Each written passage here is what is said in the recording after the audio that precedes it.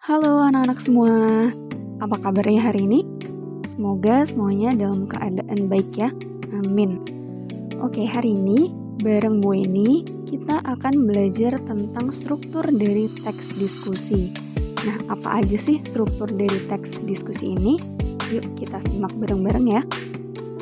Oke, jadi di teks diskusi itu ada 3 strukturnya. Yang pertama, pendahuluan atau isunya.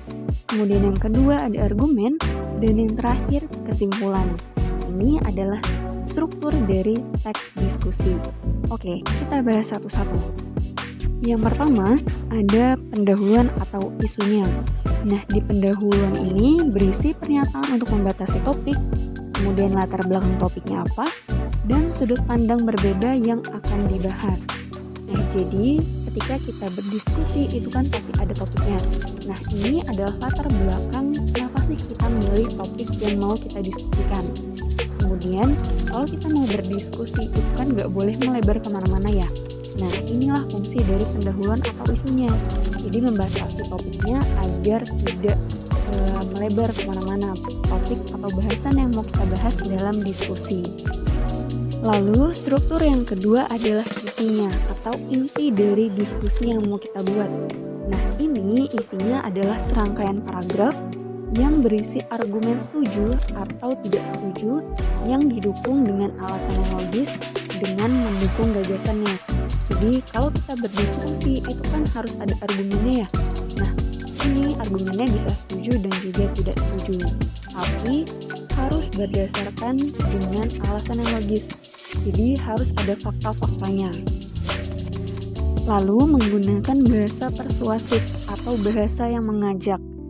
Lalu yang terakhir ada menggunakan bahasa kohesif untuk menghubungkan gagasan-gagasan yang ada dalam isi diskusinya. Lalu struktur yang terakhir ada simpulan. Nah, di simpulan ini adalah berisi simpulan argumen dari kedua sisi. Nah, di isi tadi kan berisi pro dan kontra ya, hal yang setuju dan tidak setuju. Nah, di simpulan ini kita simpulkan argumen dari kedua sisi tersebut.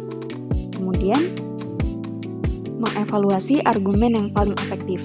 Nah, tadi kan kita sudah menyimpulkan argumen dari kedua sisinya, yang pro atau yang kontra, setuju atau tidak setuju. Nah, setelah itu kita evaluasi argumen mana sih yang paling efektif. Setelahnya kita rekomendasikanlah satu sudut pandang berdasarkan argumen yang disajikan. Misal kita lebih memilih sudut pandang yang setuju. Nah, ini ada dalam kesimpulan. Seperti itu anak-anak. Oke, itu adalah bahasan dari materi hari ini. Kita sudah membahas tentang struktur teks diskusi yang berisi pendahuluan atau isunya, kemudian isi dan juga simpulan. Terima kasih anak-anak sudah menyimak materinya. Kalau masih ada yang mau ditanyakan, silakan tanya ya. Terima kasih, sampai jumpa kembali.